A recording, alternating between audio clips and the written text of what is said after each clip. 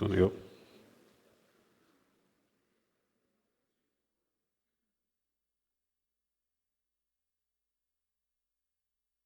Buenos días, vamos a dar inicio a la cátedra magistral Conducción Estratégica de la Forma Limitada. El día de hoy nos acompaña el señor coronel de la Reserva del Ejército de Chile del Arma de Infantería Ricardo Heriberto Garate Vera. Él es licenciado en Ciencias Militares, oficial de Estado Mayor, especialista en inteligencia básica, inteligencia especializada, mención en drogas, inteligencia especializada, mención técnicas especiales de investigación, profesor militar de academia, mención geografía militar y geopolítica, profesor militar de escuela, mención conocimiento de armas y tiro y profesor honorario de las Fuerzas Militares de Colombia. Posee el título de abogado. Es licenciado en Ciencias Jurídicas, magíster en Planificación y Gestión Estratégica, especialista en docencia universitaria, diplomado en Seguridad Internacional y Estudios Estratégicos, diplomado en Ciberseguridad, diplomado en Geopolítica, en Gestión, Administración de Recursos y Proyectos de Defensa, Administración de Empresas y Docencia Universitaria Virtual. Ha realizado cursos de capacitación pedagógica, investigación profesional, orientación de defensa nacional y toma de decisiones estratégicas comunicacionales en seguridad y defensa. Ha ejercido la docencia por más de 15 años en instituciones de educación superior de pre- y posgrados en Chile y Colombia, destacando en Chile la Escuela Militar, la Escuela de Suboficiales, Escuela de Inteligencia, la Academia de Guerra del Ejército, la Academia Politécnica Militar, la Universidad Mayor, la Universidad de Concepción, el Instituto de Formación Técnica DUOC, el Instituto Técnico Profesional San Sebastián. En Colombia, la Escuela Superior de Guerra, la Escuela de Inteligencia y Contrainteligencia del Ejército Nacional, la Escuela de Inteligencia de la Fuerza Aérea Colombiana y de la Universidad Externado. Se ha especializado en los ámbitos del derecho informático, planificación estratégica, geopolítica, inteligencia, seguridad militar, ciberseguridad y ciberdefensa. Mi coronel, bienvenido al auditorio suyo.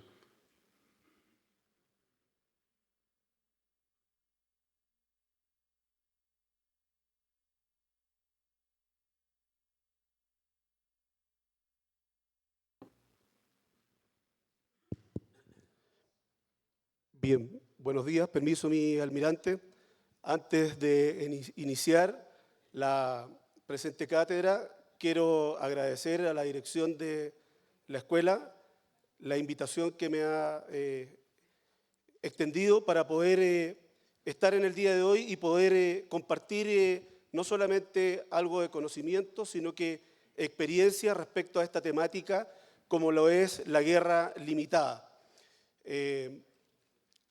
Tengan presente que para mí es un honor estar en esta ocasión. Tuve la suerte de ser docente invitado del año 2013 y por razones del destino ya llevo 3 años aquí en Colombia y 2 años y medio, casi 3 años ya ejerciendo la docencia aquí en la Escuela Superior de Guerra. Bueno, la presente conferencia considera la agenda que ustedes ven ahí en pantalla. Vamos a hablar principalmente de la conceptualización de la guerra para poder caer a la temática central, que es la guerra limitada. En ese contexto, el objetivo que me he planteado en la exposición que vamos a materializar en el día de hoy no es otra cosa que hablar de la conceptualización de la naturaleza de la guerra y junto con ello entender y comprender cuáles son los modos y la magnitud del esfuerzo bélico, principalmente asociado a cuáles son los objetivos del nivel político que ha establecido un Estado-nación para poder enfrentar una amenaza.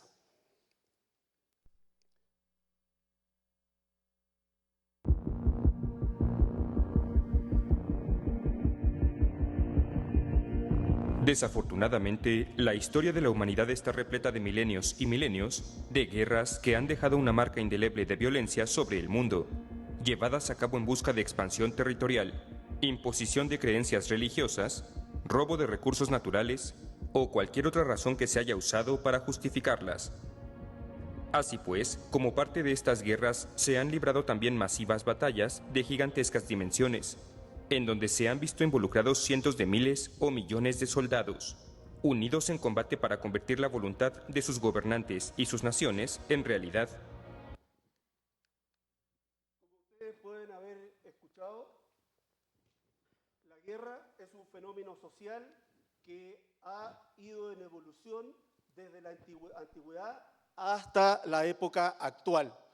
En ese sentido, hay que entender que la guerra, como fenómeno social, obedece a intereses y objetivos nacionales que son planteados por el estamento político, por el conductor político.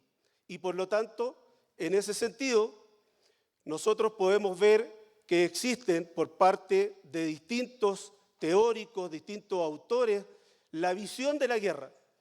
Y lo que nos hace ver cada una de las definiciones de los estudiosos de la estrategia y de la guerra no es otra cosa que indicarnos que este fenómeno social que está en el ADN de la humanidad, con la evolución que ha tenido, no solamente desde el punto de vista de la forma y empleo de los medios, sino que también asociado a la tecnología que ha evolucionado desde la época de la antigüedad hasta el día de hoy, que dependemos o empleamos masivamente la tecnología, específicamente el uso de la ciberguerra, las tecnologías de la información, etcétera, nos llevan a centrar primero que la guerra sí o sí, como decía Sun Tzu, es un acontecimiento de importancia vital para un Estado.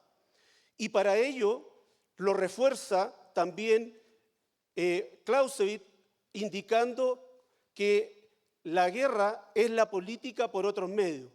Y junto con ello, asociado a lo que nos dice Basile Liderhart, André Bouffré, Raymond Aron, entre otros, nos indica principalmente que, aparte de ser un acto social, debe haber una conducción política para poder tener claridad al conductor militar de cómo va a realizar esa guerra, cómo va a emplear sus medios, cuál es el fin y cuál es el objetivo que el conductor político establece ante las amenazas que un Estado-nación pueda haberse enfrentado.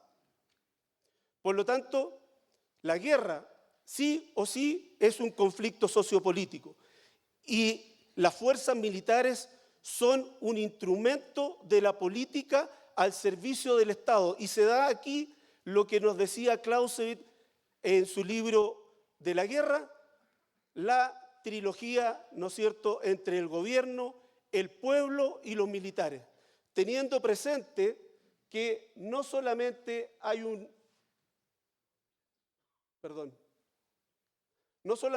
control político del gobierno de los militares, sino que además tiene que haber una orientación respecto a que, establecido por parte del gobierno, por parte del conductor político, cuáles son los intereses y los objetivos nacionales, en este caso asociados a la defensa, para poder de ahí dar la bajada y poder establecer cuál es el objetivo apuntado a la seguridad de la defensa, conforme a la hipótesis de conflicto y conforme a la amenaza.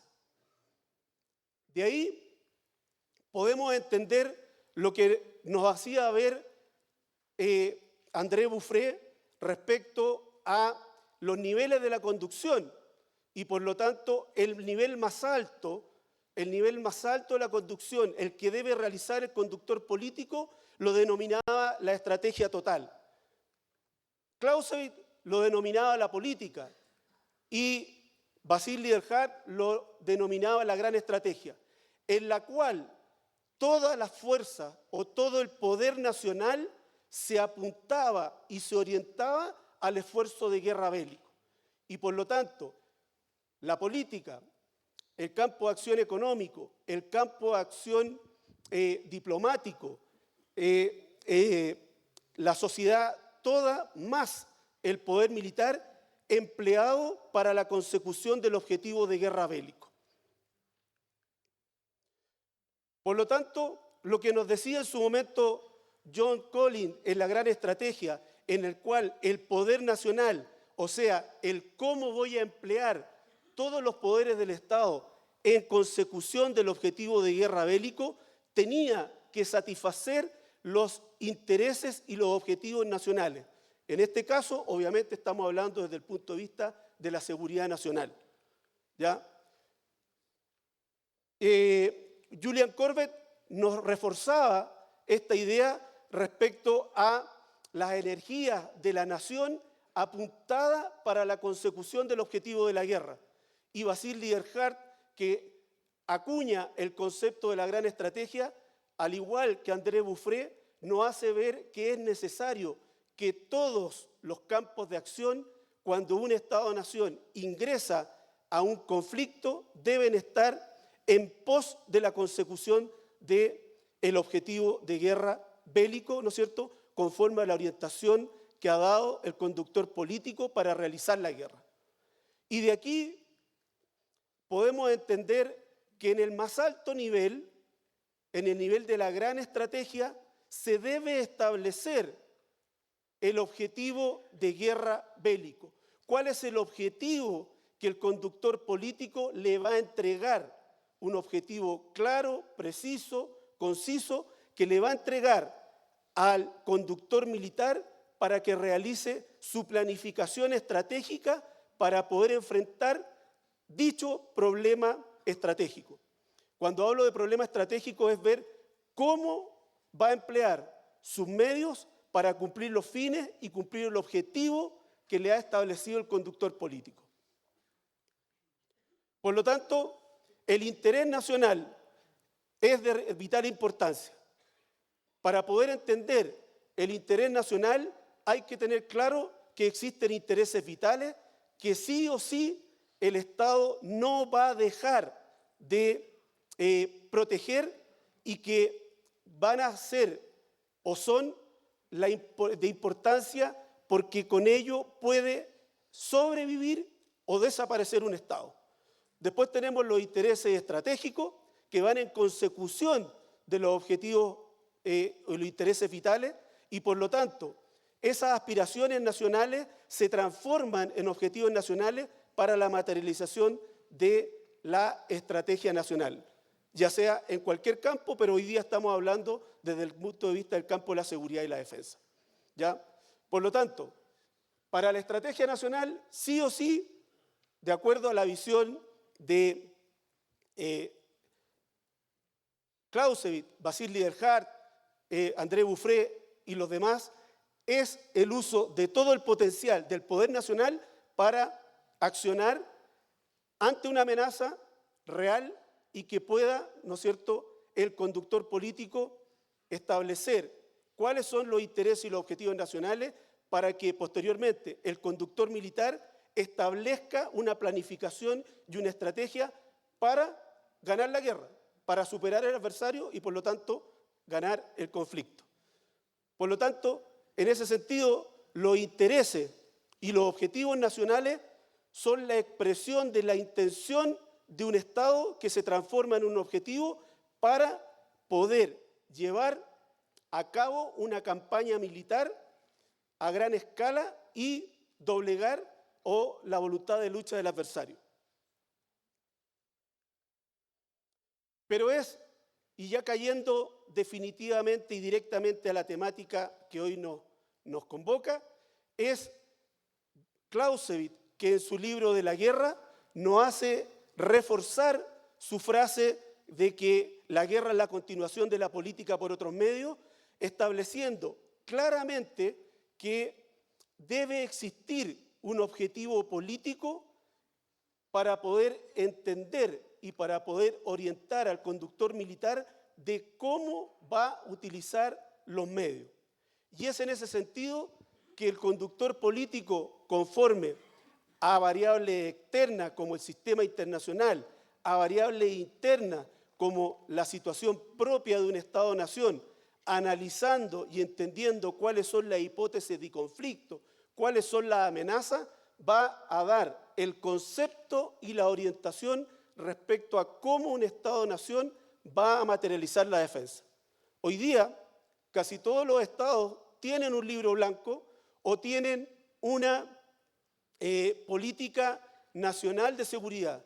Y ahí está establecido no solamente los intereses y los objetivos nacionales que puedan tener en relación a la seguridad y la defensa, sino que además está dada la orientación del conductor político de cómo ese Estado-nación va a enfrentar las amenazas que lo afectan y también le da la orientación al conductor militar de, conforme a la política interna, la política externa, las relaciones internacionales, la diplomacia de ese Estado-nación, y teniendo claro además cuál es la estatura estratégica, o sea, el nivel del poder nacional que tiene un Estado para poder embarcarse en un conflicto bélico, para poder mantener sus intereses, su objetivo o imponer su voluntad sobre un adversario cuando hay, o una amenaza, cuando hay objetivos contrapuestos, ¿no es cierto? Y hay fricción, nos lleva a establecer el cómo vamos a materializar esa planificación a nivel estratégico. Y aquí Clausewitz, en su libro de la guerra, nos hace ver dos formas de hacer la guerra. Una, la más conocida o la más estudiada, producto de la concepción que había en la antigüedad, que es la guerra ilimitada, la guerra absoluta o la guerra total, ¿ya? Donde los principales conflictos que podemos traer a colación asociados a esta forma de hacer la guerra es la Primera y la Segunda Guerra Mundial. Pero también nos decía que existe una otra forma de hacer la guerra, que es la guerra limitada o la guerra a objetivo limitado. Cuando hablábamos de la guerra ilimitada, ya le indicaba que la asociaba o indicaba que, como lo habíamos vivido o lo habíamos visto en la Primera y Segunda Guerra Mundial, el objetivo político establecido por el conductor político era de una gran significación. Y esa gran significación normalmente era destruir la voluntad o doblegar al adversario, destruir su voluntad de lucha, conquistar territorio y absorber, ¿no es cierto?, a esos estados-naciones, haciéndolo idealmente desaparecer, aniquilar, ¿ya? Por lo tanto, buscaba la destrucción total del adversario, ¿ya? En cambio, la guerra ilimitada, si bien es cierto el conductor político establece, ¿no es cierto?, un objetivo, ese objetivo tiene un valor relativo. Pero ojo con ello, eso no quiere decir que el valor relativo de ese objetivo político no sea de importancia vital para el Estado que lo quiere conseguir. No, ese objetivo político tiene que tener no solamente la determinación de un objetivo geográfico que permita, como su nombre lo indica, realizar una acción militar apuntada a la consecución de un objetivo geográfico que me permita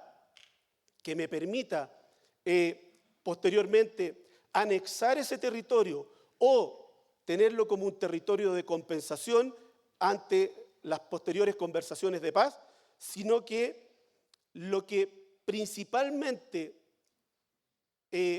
va asociado a la determinación de una guerra limitada es a que ese objetivo, que para el Estado que está siendo agresor en el sentido no de que está violando el derecho internacional o el uso legítimo de la fuerza, sino que al verse enfrascado en un conflicto armado, logra la conquista de un terreno o un objetivo geográfico para poder, con ese objetivo geográfico, emplear también fuerzas, ¿no es cierto?, que no son la totalidad de la fuerza armada, y junto con ello tampoco está empleado todo el poder nacional.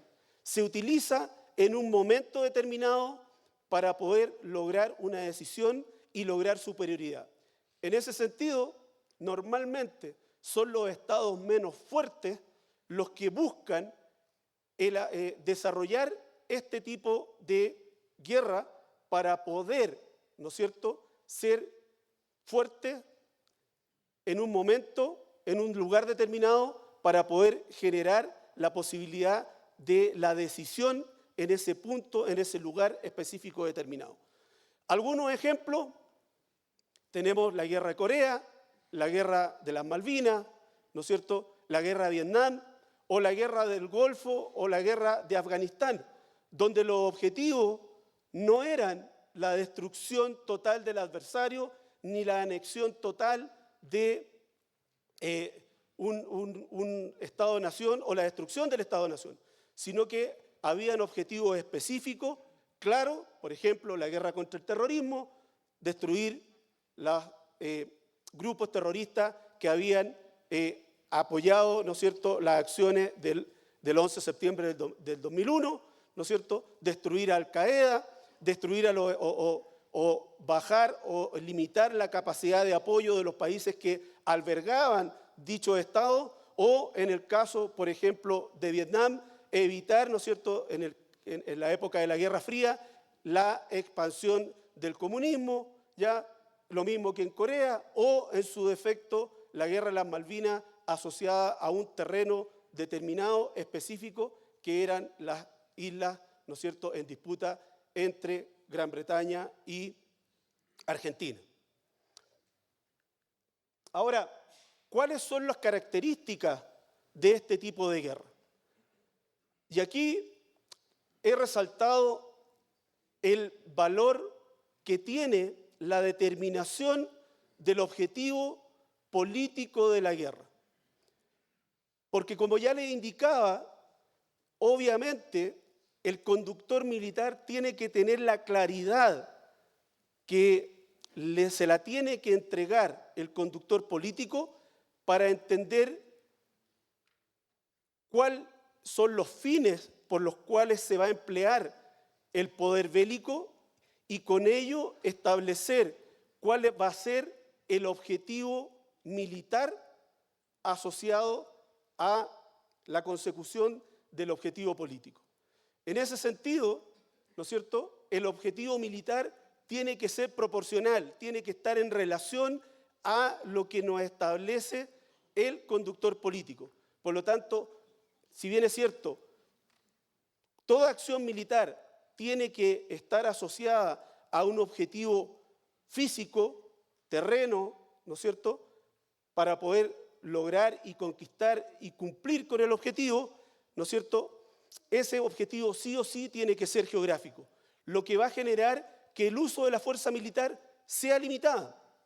Pero el uso de la fuerza militar, cuando digo limitada, está asociada a que el conductor militar va a emplear la mayor capacidad de su fuerza, pero en momentos, tiempos, lugar determinado.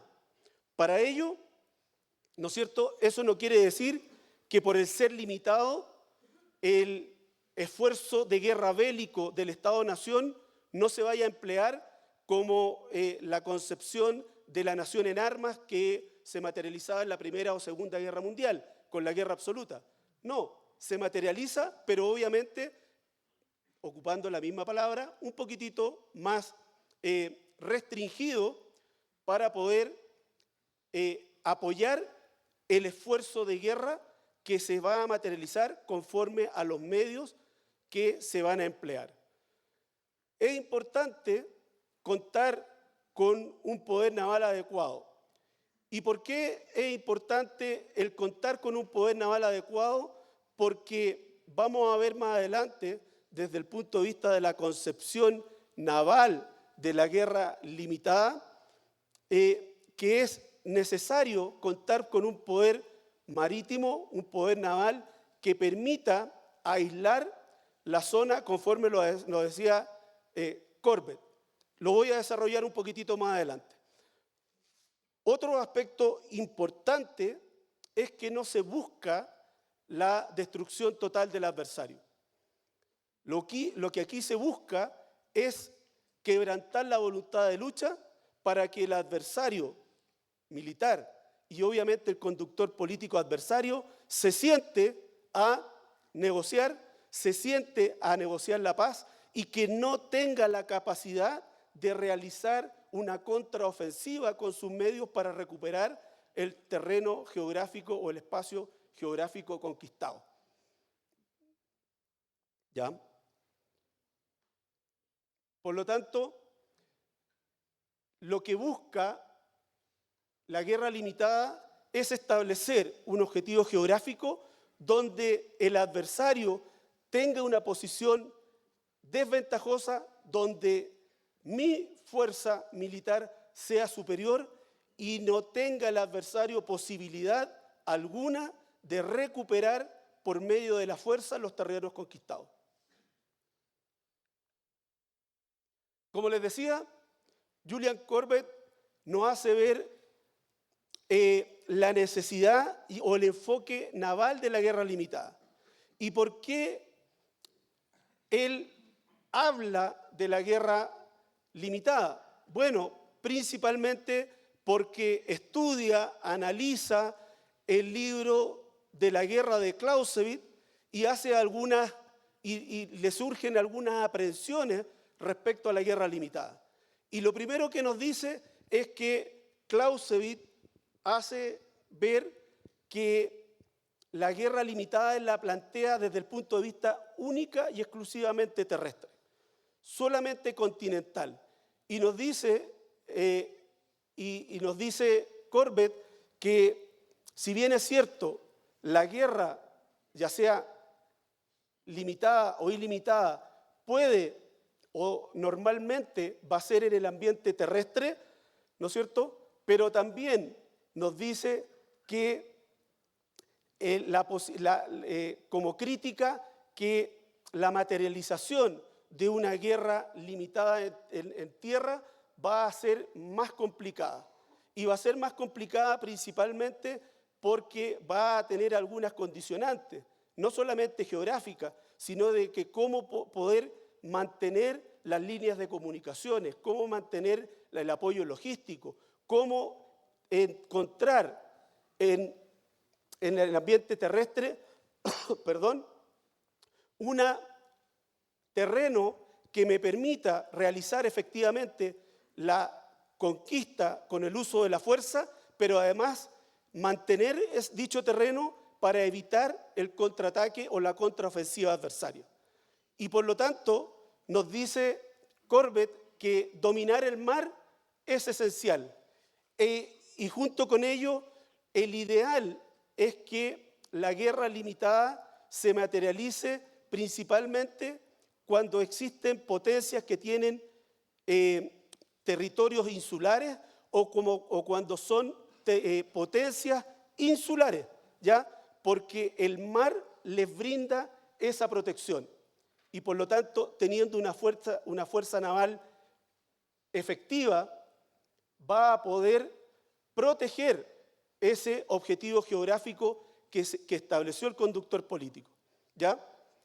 ¿Para qué? Para obviamente evitar los contraataques. Y se pone como ejemplo lo que ocurrió el año 82 en Malvinas, donde el Estado argentino, ¿no es cierto?, establece un objetivo político de reconquistar, ¿no es cierto?, la isla Malvinas, lo que le daba la posibilidad efectivamente de, utilizando el poder naval, resguardar ese objetivo geográfico, ¿no es cierto?, limitado, conforme al objetivo político, y posteriormente, una vez que han ocurrido los acontecimientos de la guerra propiamente tal, hoy día vemos que también Gran Bretaña, con una fuerza principalmente naval, mantiene, luego de haber realizado la recuperación de la isla,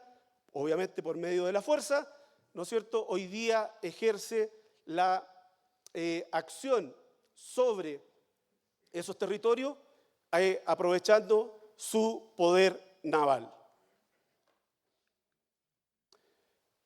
¿Cuáles son las ventajas que nos da la guerra limitada? Primero, como ya lo había indicado, cuando yo tengo un enemigo que es más fuerte y mis fuerzas no son capaces o no tengo el poder nacional, la capacidad militar para enfrentar esas fuerzas superiores, obviamente tengo que buscar la forma de generar, ¿no es cierto?, una posibilidad de efectivamente ganar la guerra. Y para ello tengo que establecer un objetivo que sea coherente con la capacidad que tiene mi fuerza. Y para ello, obviamente, es importante o va a ser normal y predecible que se realice una guerra a objetivo limitado para poder, ¿no es cierto?, conquistar un territorio, mantenerlo y después a lo mejor, si no se entrega en las conversaciones de paz, ¿no es cierto?, porque lo anexo a mi territorio, ser un territorio o una moneda de compensación para el término del conflicto. Le voy a buscar y voy a generar el máximo rendimiento de mi fuerza, porque obviamente voy a buscar un terreno, una zona, un área donde yo sea más fuerte. Y por lo tanto yo voy a establecer como conductor militar la superioridad relativa en un lugar, en un momento determinado y que me permita, obviamente, generar la decisión en dicho lugar. Y por lo tanto, la actitud ofensiva es la forma de actuar con la guerra a objetivo limitado, porque voy a tener que ir y conquistar un objetivo normalmente más allá de mis fronteras y después de ello pasar a una defensiva estratégica. Por lo tanto, tenemos 4 fases asociadas a la guerra limitada. La primera es la ofensiva propiamente tal, donde yo empleo mis medios, empleo el potencial bélico para conseguir ese objetivo estratégico, físico, geográfico, que me va a permitir generar las condiciones para posteriormente materializar la defensa en una segunda fase de ese objetivo conquistado. Conquistado ese objetivo y generando las condiciones para mantener, tengo que tener presente que debo generar también las condiciones para una ofensiva final que me va a permitir, con mis medios, mantener el terreno conquistado.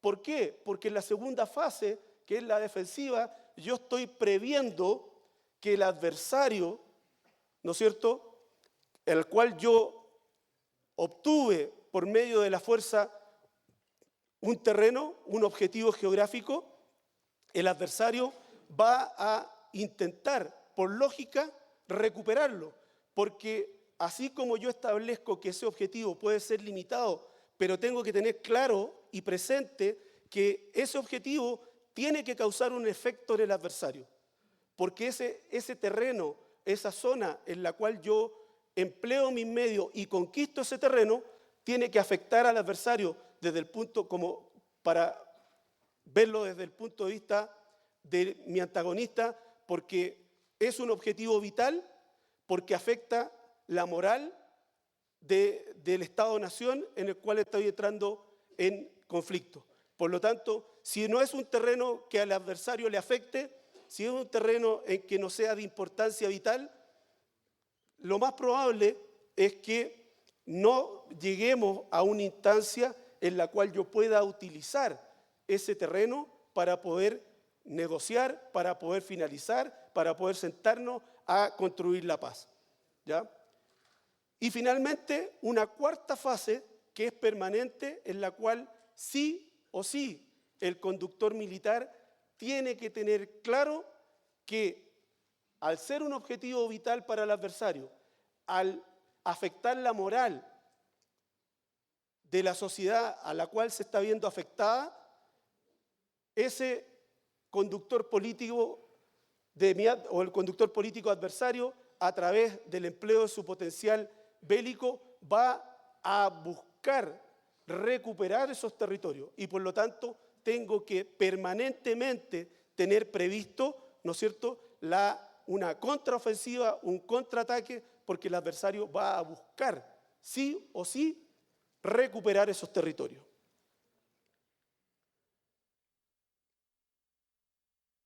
Robert Osgood nos hace ver también que, analizando principalmente las guerras en las cuales ha establecido o cuales ha participado Estados Unidos, que existe un problema, un dilema en el análisis que él realizaba a las distintas guerras que ha participado Estados Unidos.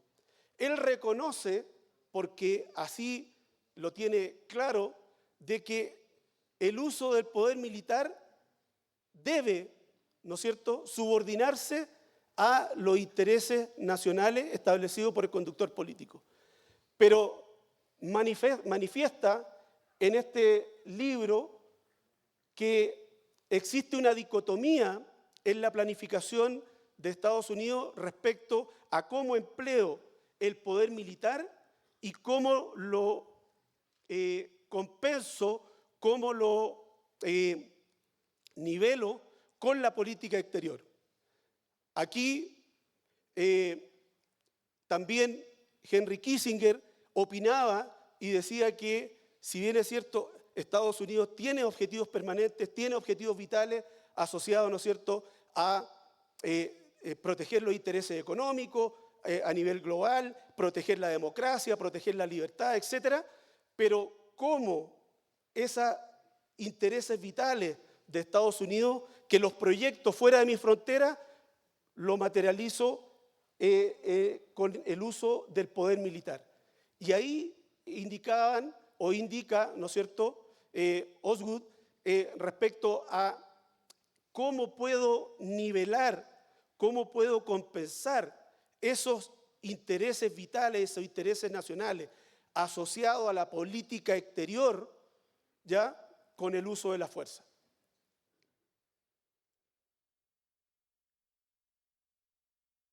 ¿Qué es lo que puede hacer el adversario sobre mí? ¿Ya? Primero, como ya lo indicaba, el adversario nunca, obviamente, por lógica, va a quedar tranquilo ante una acción ofensiva, una conquista de territorio propio y, por lo tanto, debe existir por parte del adversario una convicción en que los terrenos o el objetivo geográfico o el terreno conquistado por el adversario es un objetivo de importancia vital para su Estado. También el adversario no es tonto, no es leso y por lo tanto también tiene claro respecto a cuáles pueden ser las acciones que su propio adversario, o sea, nosotros, ¿no es cierto?, pueda accionar o materializar cuando se da la orden por parte del conductor político de ir a la instancia más extrema, que es el uso de la violencia, el uso de la fuerza y obviamente pasar el umbral del conflicto, punto no retorno, y irnos a la guerra. Y por lo tanto, el adversario sí o sí, al igual que nosotros, tiene previsto cuáles son las hipótesis de conflicto, cuáles son las amenazas y por lo tanto tiene establecidos los posibles teatros de operaciones.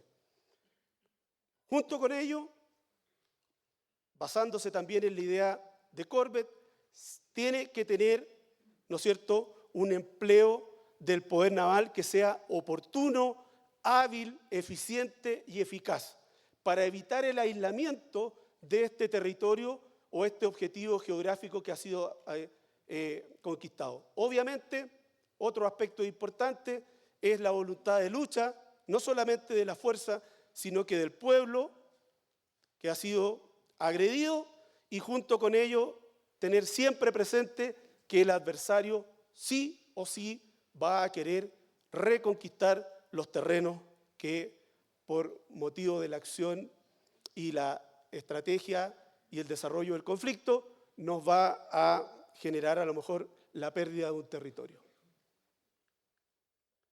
Pero también existen otros aspectos que limitan o que generan la posibilidad de una guerra limitada. Y esta principalmente se dio posterior al término de la Segunda Guerra Mundial y que no fue otra cosa que la amenaza del uso de armas nucleares. La amenaza del uso de armas nucleares generó principalmente en las potencias que quedaron post-Guerra Fría, principalmente, ¿no es cierto?, Estados Unidos y la Unión de Repúblicas Socialistas Soviéticas, la conciencia de que teniendo la capacidad nuclear era la última instancia para poder emplearla. Y por lo tanto, el uso de la posibilidad de armas nucleares limitó el desarrollo de los conflictos posteriores, ¿ya? Como ya les indicaba, Corea, Vietnam y otros más. Por lo tanto, una limitante no solamente desde el punto de vista del uso de la fuerza, no solamente desde el punto de vista del objetivo que establezca el conductor político y lo desarrolle el conductor militar, es también el uso de la capacidad nuclear que hoy día varios países, no solamente Rusia y Estados Unidos, tienen la posibilidad de utilizar. Y otro aspecto importante que hoy día se considera en la conceptualización de la guerra limitada es algunos organismos internacionales, ¿no es cierto?, como Naciones Unidas, como la OEA, como principalmente eso, ¿no es cierto?, la misma OTAN desde el punto de vista militar, pero también el derecho internacional.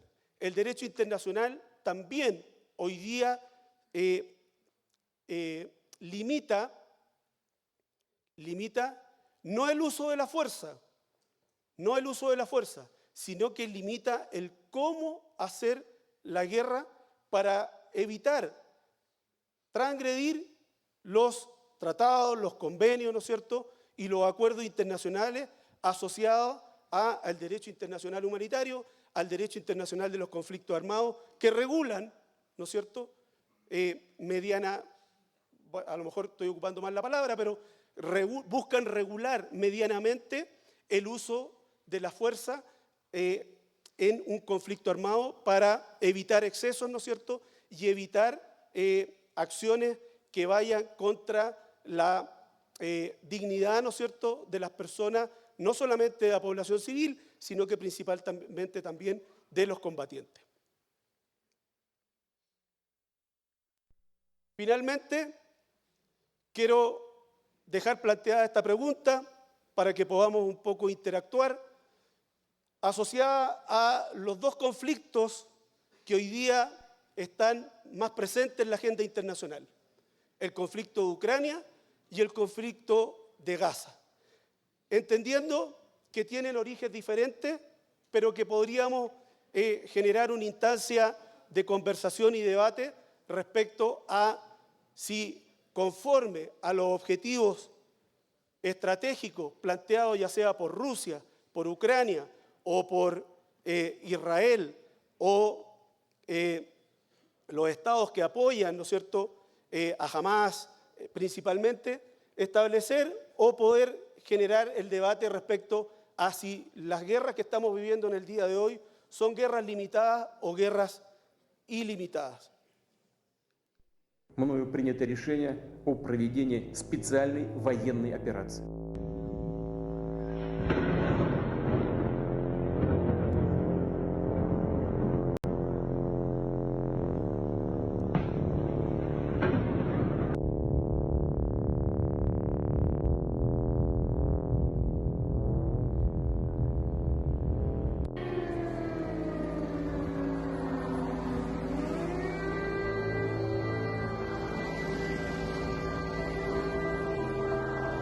кто бы ни пытался помешать нам, а тем более создать угрозы для нашей страны, для нашего народа, должны знать, что ответ России будет незамедлительным и приведет вас к таким последствиям, с которыми вы в своей истории еще никогда не сталкивались.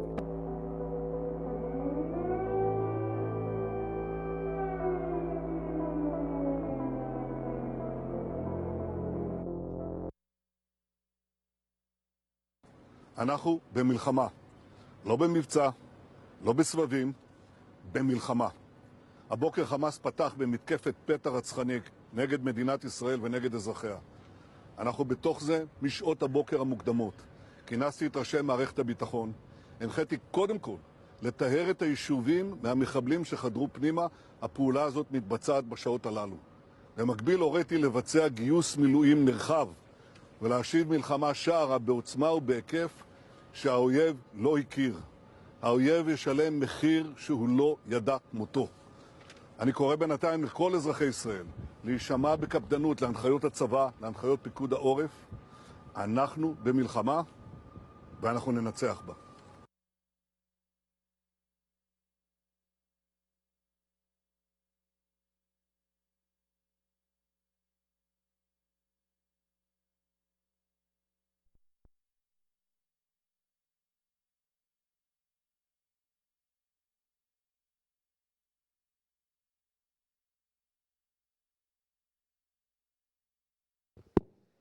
Mi coronel, buenos días. Buenos días. Gracias por la presentación. Tengo la duda de en qué momento puedo determinar que para un Estado es una guerra de objetivo limitado, pero para otro no. Por ejemplo, Malvinas, de pronto para Gran Bretaña era limitada, pero eventualmente para Argentina puede que no. O Rusia y Ucrania, creo que para Ucrania no creo que sea tan limitado como si lo es para Rusia. Y los criterios para que una guerra de objetivo limitado no pase el umbral y se convierta en ilimitado. Por ejemplo, Tormenta del Desierto, había un criterio estratégico principal que era la no intervención de Israel en las hostilidades para garantizar que fuera objetivo limitado. Gracias, mi capitán, por la pregunta. Bueno, el umbral, como usted lo indica, respecto a una guerra limitada y una guerra ilimitada, lo establece el conductor político. El conductor político, cuando establece el concepto de cómo va a enfrentar la amenaza, establece cuáles son los criterios para el éxito en la consecución de sus intereses y objetivos nacionales. Ahora, de acuerdo a lo que usted manifiesta, tiene toda la razón, en el sentido de que para una de las partes puede ser un objetivo limitado, ¿no es cierto? Pero para la otra contraparte, poniéndonos en el caso de Ucrania, no hay objetivo limitado, la guerra es ilimitada. Recuperar los territorios, ¿no es cierto?, sacar al Estado o a la fuerza rusa de su territorio y, por lo tanto, mientras no consiga eso, no va a poder cumplir con su objetivo de guerra, ¿ya? En el cambio, Rusia, y hoy día lo estamos viendo, entendiendo que inicialmente los objetivos, si bien es cierto, materializa una ofensiva sobre la zona del Donbass, etc., cuando uno escucha a Vladimir Putin, su objetivo final o el estado final deseado de su incursión con la operación militar especial y que hoy día ya es abiertamente una guerra, no era absorber completamente Ucrania, sino que era unir a Crimea, ¿no es cierto?, y principalmente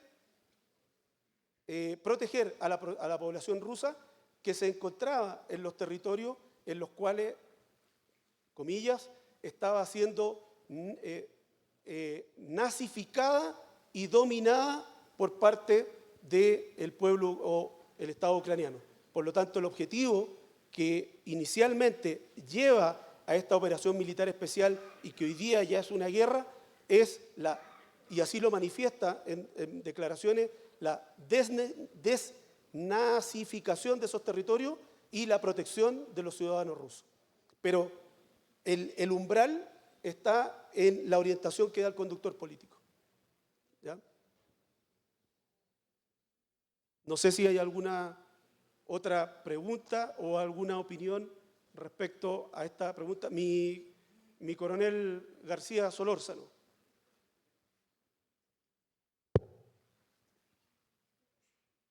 Aquí está pero yo te paso el micrófono acá. Mi capitán, quédese allá. Si no, lo vamos a hacer correr la maratona. Bueno, muchas gracias, mi coronel. Simplemente para responder a la pregunta que hizo el capitán de navío, Malvinas tenía, ya lo vamos a ver después en clase cuando se desarrolle, pero en grande para poder aclarar la duda. Era una guerra limitada para las dos naciones. Desde el punto de vista argentina, si no hubiese sido limitada, se hubiese desarrollado la operación Algeciras antes de la recuperación de las Islas Malvinas. ¿Qué era la operación Algeciras? Después lo vamos a ver. Era destruir la flota en Gibraltar. O haber hecho alguna otra acción desde el punto de vista de no tener límites. Como tenía límites, estaba enfocada en un lugar. Desde el punto de vista de Gran Bretaña, había una decisión clave que era si manejaba el conflicto en las islas o si lo manejaba también en el continente, que era una posibilidad. Eso pasaba muy probablemente a cambiar de una guerra limitada a una guerra ilimitada, poniendo en activación el TIAR, entrando muchos países en conflicto en una guerra que ya amenazaba a América. Entonces, evidentemente se centró en un lugar. Y con respecto a Ucrania, simplemente manifestar un punto de vista, mi coronel, claramente coincido con que es una guerra limitada contra una potencia mundial como Rusia, pero que claramente sabe que hasta un punto puede hacer y hasta otro punto no puede hacer. Porque si mantenía su acción sobre Kiev, empleando el máximo poder militar para lograr ese objetivo, iba a tener que emplear otro tipo de armamento. Emplear otro tipo de armamento significaba ya obligar a otros contendientes a entrar en guerra. Entonces ahí iba a pasar a ser una guerra ilimitada con muchos países y muchas potencias en juego. Creo que bajo ese concepto se puede también entender un poquito mejor la idea. Muchas gracias.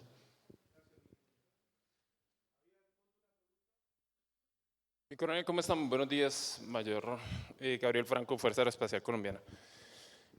Mi coronel, entendiendo el concepto de guerra ilimitada, el hecho de destruir las fuerzas militares del bando contrario no sería suficiente para catalogarla ilimitada, ya que yo la puedo o bien destruir sus componentes principales o bien moralmente, no tengo que destruirla completamente, pero eso no la hace ilimitada.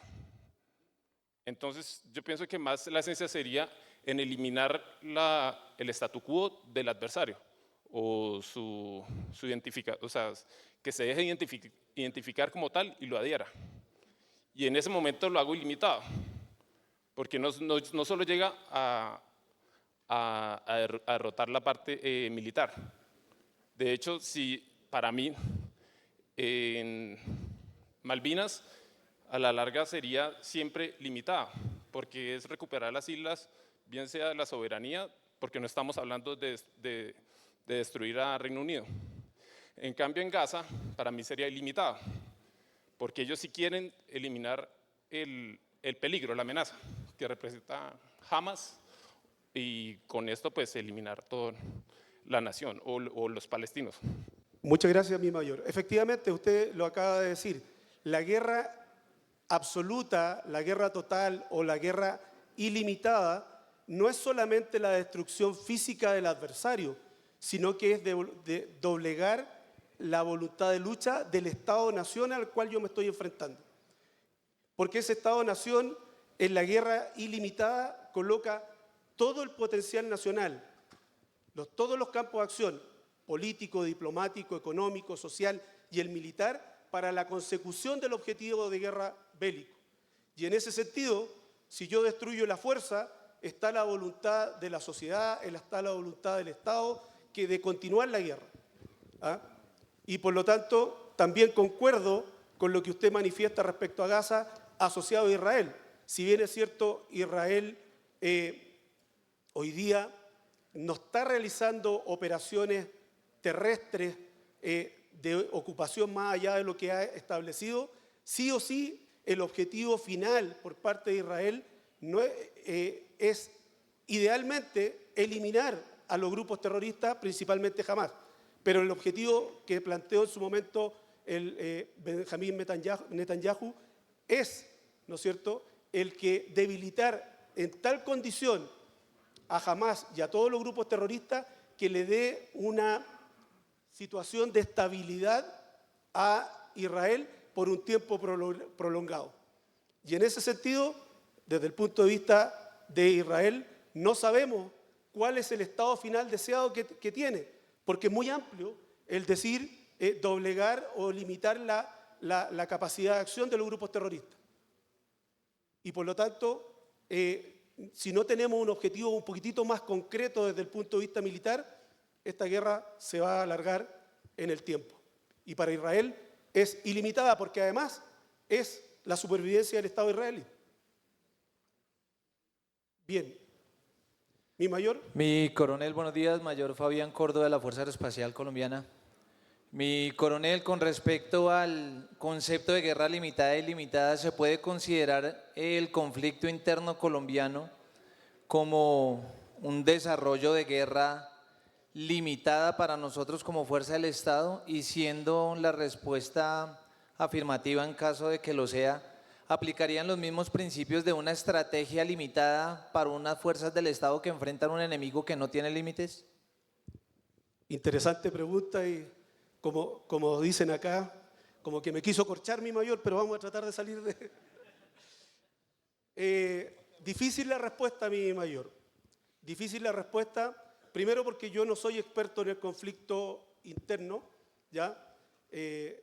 Y segundo, porque obviamente cuando se plantea inicialmente la conceptualización de guerra ilimitada y guerra limitada, se plantea en todos los estudiosos de la estrategia de la guerra asociada a un conflicto interestatal, ¿ya? No obstante, queriendo hacer una analogía, y perdónenme si es que estoy equivocado, tenemos un conflicto que lleva más de 60 años. Y en ese sentido, desde el punto de vista del o los adversarios, conforme a sus ideales inicialmente políticos asociados al uso de la fuerza, ¿no es cierto?, materializado como guerrilla, etcétera, en su nacimiento, y como se ha mantenido en el tiempo, uno podría decir, desde el punto de vista del adversario, es una guerra o un conflicto interno más de guerra ilimitada. Pero obviamente las fuerzas militares, que estoy convencido, y no es porque quiera adularlo, y se lo he dicho a los alumnos del CAEM cuando tuvimos clases, que las fuerzas militares no solamente tienen la voluntad, sino que tienen la capacidad de, cuando el estamento político establezca el objetivo de doblegar al adversario con todas las capacidades de la fuerza, pierda cuidado que lo van a realizar. Y por lo tanto, si vemos lo que yo les indicaba, donde está la figura de esa señora, que hoy día limita en muchas oportunidades las acciones contundentes que pueda realizar la fuerza militar y la fuerza pública en contra de estos bandidos.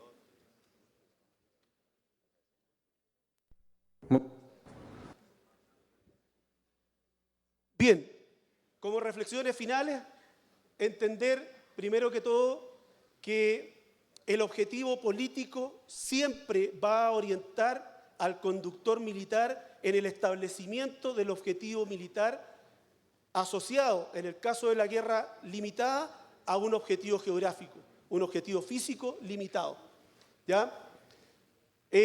La principal característica es que no se emplea todo el poder nacional. El poder nacional se emplea en un momento determinado para buscar la decisión, obtener ese objetivo geográfico, mantenerlo para posteriormente anexarlo a su propio territorio o, si es que se llega a negociar la paz, poder ser un terreno de compensación. Y en este sentido, y no porque mi almirante sea el director, el poder naval es fundamental. Muchas gracias.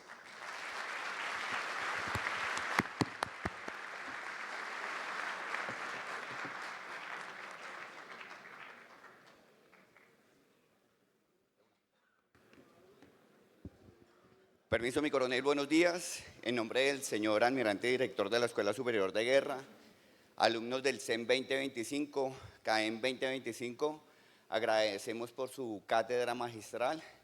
Sé que todos los oficiales acá adquirieron un valioso conocimiento hoy en cuanto a la guerra limitada y ilimitada. Muchas gracias, mi coronel. Muchas gracias.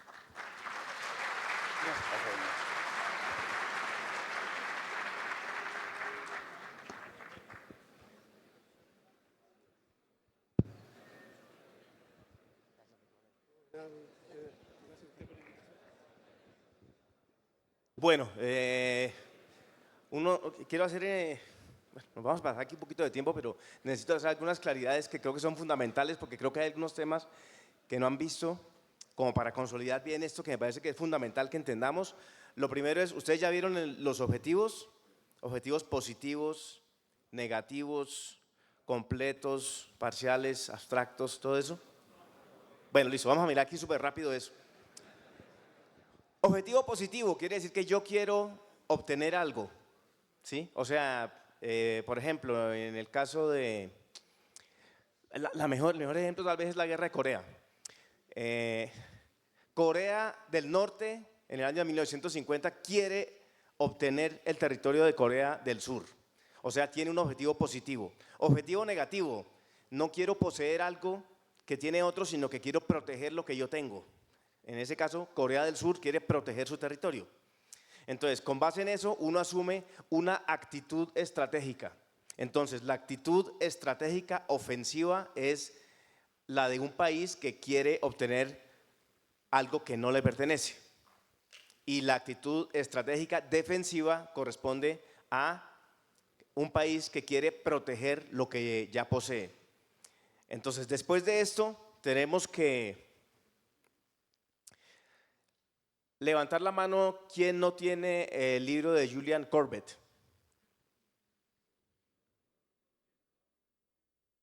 Bajarla. Bueno, la intención es que en el día de hoy todos lo tengan. ¿Por qué? El libro de Julian Corbett es un libro de estrategia marítima, pero me parece que es la mejor explicación tanto de lo que son objetivos, ahora voy a explicar eso de objetivos limitado e ilimitado, como de lo que es la ofensiva y la defensiva. Bueno, objetivo limitado, como decía mi coronel, u objetivo ilimitado, depende de cuál es el valor que le da el líder político o el conductor político al objetivo específico. Por ejemplo, como explicaba aquí el señor coronel García en relación con Malvinas, ni para Inglaterra ni para Argentina el tema de Malvinas implica que nos vamos a ir con toda la guerra, porque quiere decir no vamos a ir a acabar con el enemigo y el enemigo no va a acabar con nosotros, porque realmente el objetivo no, digamos, tiene un valor tal que yo eventualmente vaya a intentar ir hasta el país, al país enemigo para destruirlo. Es decir, si Malvinas hubiera sido una guerra de objetivo ilimitado, vamos a suponer, para Inglaterra no se hubiera circunscrito a efectuar operaciones en las Malvinas como tal, y algunas operaciones muy limitadas que intentó desarrollar en territorio argentino continental, sino que se hubiera ido con todo a invadir Argentina. Volvemos al caso de Corea, de la guerra de Corea. Para Corea del Sur, la guerra es de objetivo ilimitado. ¿Por qué? Porque Corea del Sur básicamente tiene sobre la línea en la guerra su existencia. Es decir, si Corea del Sur pierde la guerra, deja de existir.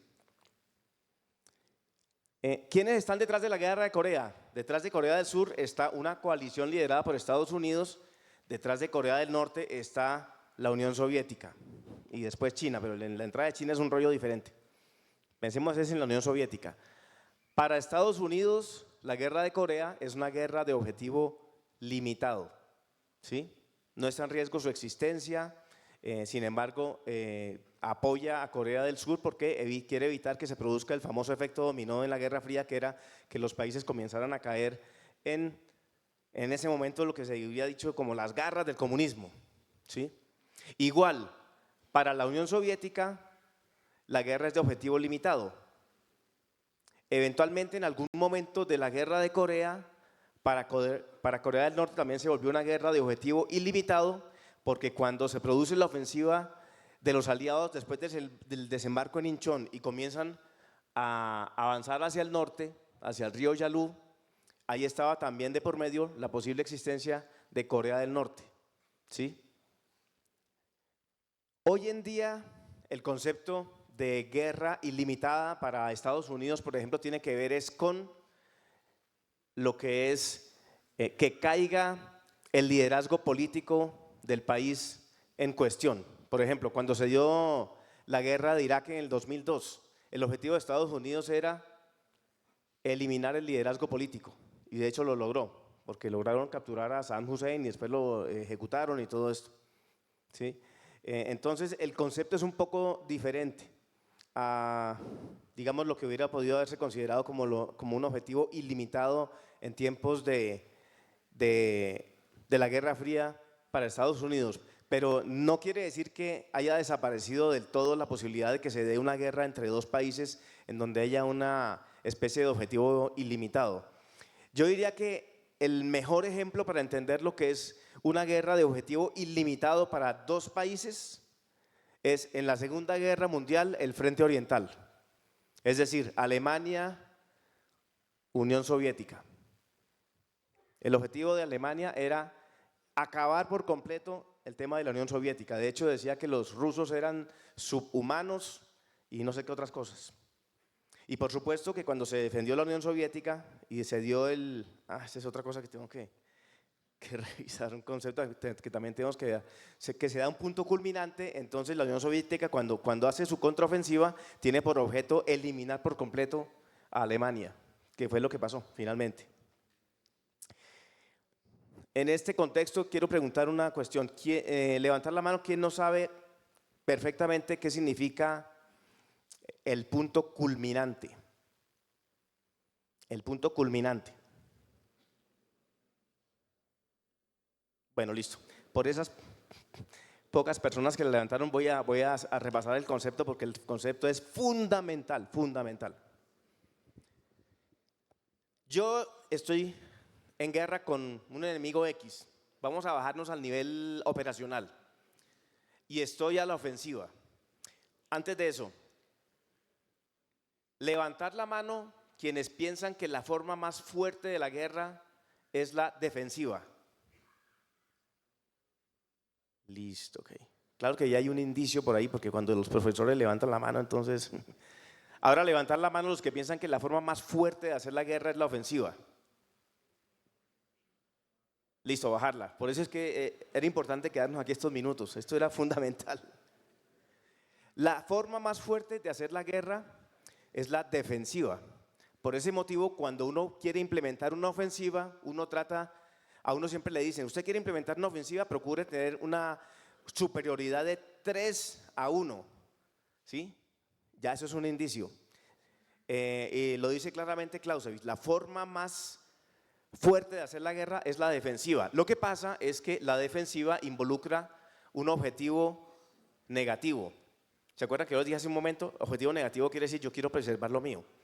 Mientras que la actitud ofensiva, ¿sí?, implica un objetivo positivo. Bueno, nos bajamos entonces al nivel operacional, pero que esto es súper importante porque debe quedar perfectamente claro que la forma más fuerte de hacer la guerra es la defensiva. Lo que pasa es que uno siempre dice, en la defensiva, como se supone que el objetivo es negativo, siempre hay una cosa que es el germen de la ofensiva, ¿sí? ¿Esto qué quiere decir? Nos vamos aquí al concepto de punto culminante. Yo estoy a la ofensiva en el nivel operacional contra mi enemigo. Sin embargo, llega un momento en que como la ofensiva es tan desgastante, hay un punto en el cual, como yo he estado a la ofensiva y me he desgastado, el enemigo termina siendo más fuerte que yo, aunque al principio yo podía estar siendo más fuerte y por eso era que yo estaba a la ofensiva, pero en un momento llega un punto en el cual el enemigo comienza a ser más fuerte que yo por mi desgaste y resulta que él entonces pasa de la defensiva a la ofensiva.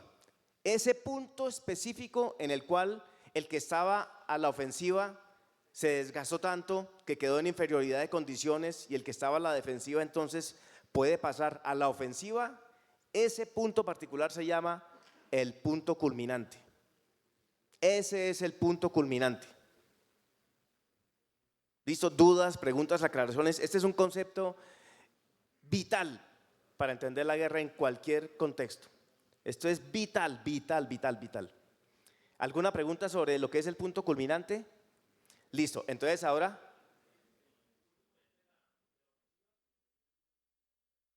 hay otro concepto que se llama el punto culminante de la victoria. Sí, son dos cosas distintas. El punto culminante de la victoria no lo voy a explicar ahora porque o si no puede haber una confusión. Mejor dicho, en términos muy generales es cuando uno ya llega a un momento en que uno logró la victoria y cualquier cosa de allá para allá ya va en contra de uno. Pero eso es un concepto que es un poquito más complicado y ahorita me interesa mucho es que entiendan el punto culminante como tal. ¿Por qué? Porque detrás del punto culminante hay otro concepto fundamental que es la pausa operacional. Si yo, que estoy desarrollando la ofensiva, me doy cuenta de que me estoy acercando al punto culminante porque no está siendo muy efectiva mi ofensiva y es posible que el enemigo se haga tan fuerte que después él pueda pasar a la contraofensiva, entonces yo lo que debo hacer es una pausa operacional. ¿Sí? La pausa operacional implica que no voy a llegar al punto culminante porque entiendo que si llego a ese punto, pues lógicamente que voy a estar en una situación de desventaja porque voy a pasar de la ofensiva a la defensiva. Cuando hago la pausa operacional, lo que hago es que reorganizo mis fuerzas y verifico si es lógico, conducente que yo mantenga la ofensiva o si debo considerar otra línea de operación. Esto es fundamental. Volvemos otra vez al nivel estratégico con el tema de guerra de objetivo limitado y guerra de objetivo ilimitado. Entonces, como les decía al final, tiene que ver con el valor que le da el conductor político, pero también detrás está toda la opinión pública en relación con el objetivo. Normalmente, los objetivos que uno puede considerar como vitales van a llevar a una situación de conducción de forma ilimitada, pero no siempre. Por ejemplo, en el caso nuestro, artículo 217 de la Constitución, 4 objetivos que consideramos vitales, que son la independencia, soberanía, integridad territorial y orden constitucional. Si eventualmente algún país intenta afectar nuestra independencia, ¿sí? Es decir, nos quiere someter, para nosotros eso es un objetivo ilimitado, ¿sí? Ilimitado. Nosotros nos vamos a la guerra y todos nos moriremos para defender la independencia. Este tipo de… Lo que pasa es que uno a veces dice que este tipo de guerras ya no se producen en el mundo y pasan unas vainas que uno ni se imagina. En los años 2006, 2007 me acuerdo que salió el libro ese de Rupert Smith, que es muy bueno, que se llama The Utility of the Force, excelente libro, pero ahí decía básicamente una cosa que después también dijo Mary Kaldor en el 2010, que es la guerra como la conocíamos, que era entre Estados-nación, esa vaina ya no existe. Ahora es la guerra entre la población, situaciones como lo que estaba pasando en Afganistán, en Irak, y mire lo que tenemos hoy. ¿Sí? Entonces, uno no puede tampoco hacer ese tipo de afirmaciones absolutas. ¿Dudas sobre el tema de objetivos limitado e ilimitado? ¿Sí? Finalmente, todo este rollo tiene que ver con lo que dice Clausewitz, que es qué valor le da el líder político o un país al objetivo específico que está en juego. ¿Sí? Si el objetivo implica que todos nos vamos a la guerra y todos nos vamos a hacer matar por esa cuestión, eso es una guerra de objetivo ilimitado. El mejor ejemplo de guerra de objetivo ilimitado, que es el concepto de referencia que habla Clausewitz sobre la guerra total, es, imagínense lo siguiente, me acuerdo que hace unos años había una película, o fueron varias películas, casualmente, entre otras cosas, el héroe era argentino, pero la película era de Estados Unidos, en el futuro. Llegaron unos extraterrestres a la Tierra, y los extraterrestres medían como 2 metros con 20 centímetros y parecían unas langostas. Y llegaron en unas naves. Y no había forma de comunicarse con los extraterrestres, porque uno trataba de hablar con esa vaina y esa vaina producía un ruido rarísimo. Sin embargo, el objetivo de los extraterrestres era matarnos a todos. O sea, ellos llegaron aquí y el objetivo era matar a todos los seres humanos porque se los comían y no sé qué más cosas. Y como no había forma de razonar, entonces lo que había que hacer era salir a matar esas vainas. Y finalmente, ¿cuál era el objetivo? Que no quedara ni uno solo vivo. Eso es, en un escenario, digamos, ideal, la guerra total. O sea, cuando yo considero que de mi enemigo no debe quedar ni uno solo vivo, eso es una guerra total, que es lo que utiliza Clausewitz como modelo para que uno después pueda entender lo que es una guerra de objetivo limitado e ilimitado. Ese es el extremo, se supone que eso no pasa. Ahora, después algunas personas que no supieron interpretar a Clausewitz, y hay algunos grandes que nosotros admiramos mucho, como por ejemplo J.F.C. Fuller o como por ejemplo Sir Basil Littleheart, confundieron eso con el hecho de lo que ocurrió tanto en la Primera Guerra Mundial como en la Segunda Guerra Mundial, en donde decían que Clausewitz lo que defiende es el tema de la guerra total. No, Clausewitz lo que quería era utilizar un modelo para que con base en el modelo entonces pudiéramos nosotros entender estos conceptos de lo que es el valor del objetivo involucrado en la guerra, para saber hasta qué punto se hace un esfuerzo nacional para defender el objetivo. ¿Sí? Espero no haberlos dejado más confundidos de lo que estaban antes de llegar aquí. Pero si los dejé más confundidos, por lo menos creo que eso es un buen aliciente para comenzar a coger. Por lo menos les recomiendo, en el libro de Corbett, que espero que hoy tengan todos antes de que se acabe el día, que se llama Algunos principios de estrategia marítima, como les digo, para mí es la mejor explicación y más sencilla de lo que es, tanto ofensiva como defensiva, y guerra u objetivo limitado e ilimitado. Es el capítulo 2 y 3, y es muy cortico, son apenas como 3 páginas y 5 páginas. ¿Preguntas, dudas, aclaraciones sobre esto? Excelente, bueno. O entendieron o quedaron bien confundidos, pero por lo menos quedó la inquietud. Bueno, muchas gracias. Pasamos a las aulas.